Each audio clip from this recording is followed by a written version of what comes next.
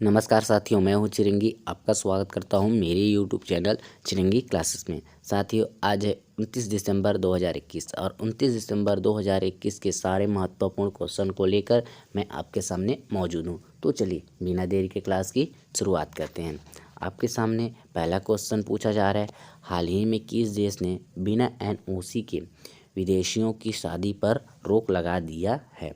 Option दिया हुआ है नेपाल, दूसरा ऑप्शन दिया है चीन, तीसरा ऑप्शन दिया है श्रीलंका एंड चौथा ऑप्शन दिया है जापान। इसका सही आंसर होगा श्रीलंका। चलिए इस क्वेश्चन के आंसर को समझ लेते हैं। कहा जा रहा है कि श्रीलंका ने बिना NOC के विदेशियों की शादी पर रोक लगा दी है। ऐसा यह किन कारणों से किया है, उनको समझते हैं। सुरक्षा कारणों से श्रीलंका ने यह अनिवार्य निर्णय किया गया है, यानी श्रीलंका ने विदेशियों की शादी पर रोक लगा दी। यह इस कारणों से किया गया है कि सुरक्षा बनी रहे। नया कानून जो है, यह कानून 1 जनवरी 2022 से प्रभावी होगा, यानी 1 जनवरी 2022 से लागू किया जाएगा। रजिस्ट्रार जनरल बेरी वीरासकेरा ने 18 अक्टूबर को जारी किए एक सर्कुलर में कहा था कि यह फैसला सुरक्षा कारणों से लिया गया है। सर्कुलर के मुताबिक संबंधित अधिकारियों ने विदेशियों के साथ श्रीलंकाई नागरिकों की शादी से उत्पन्न होने वाले सुरक्षा खतरों को लेकर चर्चा की। नेक्स्ट देख लेते हैं, हाल ही में किस भारतीय क्रिकेट ने सभी प्रारूपों से संन्यास लेने की घोषणा कर दी गई है? यानी ऐसा कौन सा भारतीय है जिन्होंने सभी प्रारूपों में अभी हाल ही में संन्यास ले लिया है? ऑप्शन दिया है ऋषभ पंत, दूसरा ऑप्शन दिया है हार्दिक पांड्या, तीसरा ऑप्शन दिया है रविंद्र जडेजा एंड चौथा ऑप्शन दिया है हरभजन सिंह। तो इसका सही आंसर होगा हरभजन सिंह। चलिए इस क्वेश्चन के एक्सप्लेनेशन को समझ लेते हैं। भारत के दिग्गज ऑफ स्पिनर यानी हरभजन सिंह क्या थे? एक ऑफ स्पिनर थे। अंतर्राष्ट्रीय क्रिकेट से क्या किया उन्होंने? संन्यास ले लिया। उन्होंने 24 दिसंबर 2021 को सोशल मीडिया पर अपने संन्यास की घोषणा की गई थी। हरभजन सिंह के बारे में अब चलिए कुछ बारे में जान सकते हैं। उन्होंने पहला जो टेस्ट मैच था 1998 में ऑस्ट्रेलिया के खिलाफ खेला था। हरभजन सिंह 2007 में जो T20 वर्ल्ड कप हुआ था और 2011 में वनडे वर्ल्ड कप जो विजेता टीम रही थी, उस टीम की वे सदस्य थे। IPL में हरभजन सिंह ने अभी तक 163 मैच खेले, जिनमें से उन्होंने 150 विकेट जो है ले लिए हैं। नेक्स्ट क्वेश्चन देख लेते हैं, बैंक ऑफ अमेरिका सिक्योरिटीज़ ने वित्तीय वर्ष 2022-23 में भारत की GDP वृद्धि दर निम्न में से कितने प्रतिशत रहने का अनुमान लगाया है? ऑप्शन दिया हुआ है 4.5%, 6.3%, 6.8% एंड 7.5%। इसका सही आंसर होगा 8.2%। चलिए इस न्यूज के एक्सप्लेनेशन को समझ लेते हैं। बैंक ऑफ अमेरिका सिक्योरिटीज़ ने वित्त वर्ष 2022-23 में भारत की GDP वृद्धि दर 8.2% रहने का अनुमान लगाया। अमेरिका ब्रोकरेज कंपनी ने यह भी कहा है कि कोविड वैक्सीनेशन की निचली दर और कोविड-19 का नया वेरिएंट ओमिक्रॉन, अभी आपको पता होगा नया वेरिएंट ओमिक्रॉन आया हुआ है, तो उसे ग्रोथ के लिए अनिश्चितता पैदा कर सकता है। अलग अलग सेक्टर्स की बात करें तो बैंक ऑफ अमेरिका का अनुमान है कि कृषि, वानिकी और मत्स्य पालन क्षेत्र की ग्रोथ रेट अगले वित्तीय वर्ष में 3.5% रहेगी। यह चालू वित्तीय वर्ष के 4% से भी कम है। अब नेक्स्ट क्वेश्चन देख लेते हैं, हाल ही में किस पूर्व राजनीय को देश का नया उपराष्ट्रीय सुरक्षा सलाहकार यानी डिप्टी NA बनाया गया है? ऑप्शन दिया गया है राहुल सचदेवा, तीसरा ऑप्शन दिया है विक्रम मिश्री, तीसरा ऑप्शन दिया है प्रकाश अग्निहोत्री एंड चौथा ऑप्शन दिया है सोहन अग्रवाल। तो चलिए इसका सही आंसर देख लेते हैं। इसका सही आंसर होगा विक्रम मिश्री। चलिए अब इस न्यूज के एक्सप्लेनेशन को देख लेते हैं। चीन को लेकर खास विशेषज्ञता रखने के लिए और पूर्व राजनीतिज्ञ विक्रम मिश्री को देश का नया उपराष्ट्रीय सुरक्षा सलाहकार यानी डिप्टी NSA बनाया गया है। वे राष्ट्रीय सुरक्षा सलाहकार अजित डोभाल को रिपोर्ट करेंगे। चीन के साथ मौजूदा संबंधों के मद्देनज़र उनकी नियुक्ति को बेहद महत्वपूर्ण माना जा रहा है।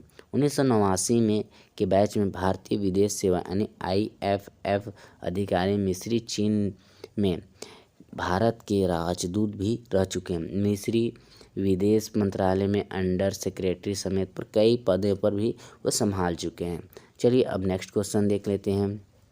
आधुनिक युग के डार्विन कहे जाने वाले अमेरिका के किस प्रकृतिवादी का हाल ही में 92 साल की आयु में निधन हो गया है? ऑप्शन दिया है ईओ बिल्टन, दूसरा ऑप्शन बर्ट होल्डोबलर, तीसरा ऑप्शन जोसेफ कैरोल, तीसरा ऑप्शन रिचर्ड डॉकिंस। इसका सही आंसर होगा ईओ विल्सन। चलिए इस न्यूज को एक्सप्लेनेशन को देख लेते हैं।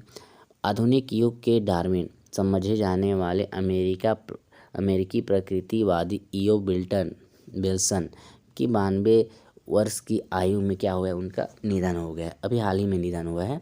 वे सांस्कृतिक प्राकृतिक मामलों के बजाय आनुवंशिक विज्ञान में ज़्यादा रुचि लेते थे और उन्हें प्रकृति इतिहास व उसके संरक्षण के लिए दुनिया के अग्रणी लोगों में से माना जाता था।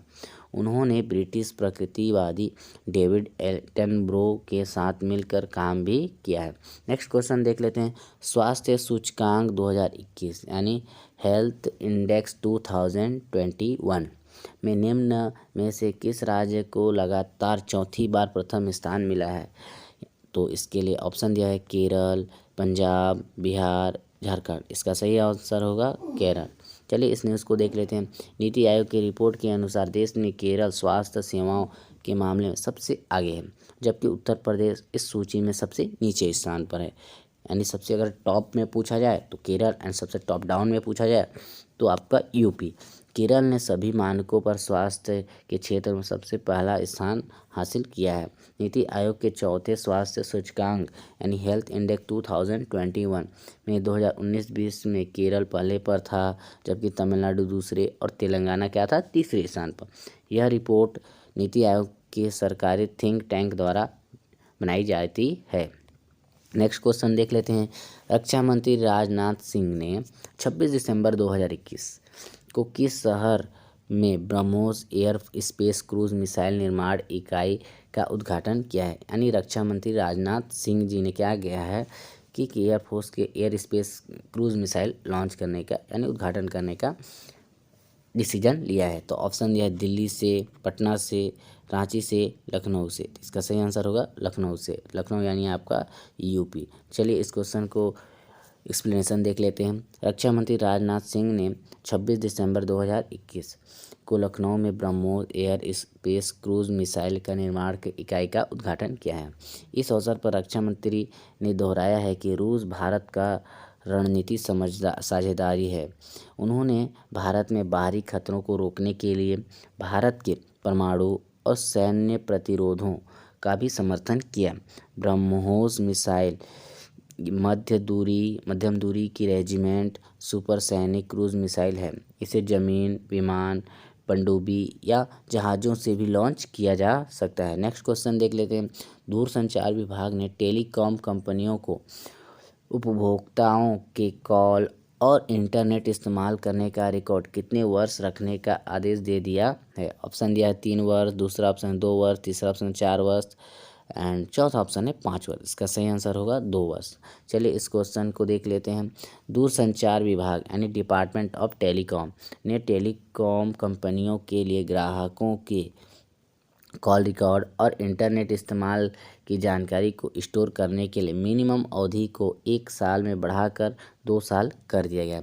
टेलीकॉम डिपार्टमेंट ने अपने सर्कुलर में कहा है कि लाइसेंसधारी नेटवर्क पर आदान प्रदान करने के लिए कम्युनिकेशन के रिकॉर्ड के साथ साथ सभी commercial record, call detail record, exchange detail record, IP detail record को बनाया जाएगा। ऐसे रिकॉर्ड सुरक्षा कारणों से लाइसेंसकर्ताओं द्वारा जांच के लिए कम से कम 2 वर्ष के लिए संग्रहित किए जाएंगे।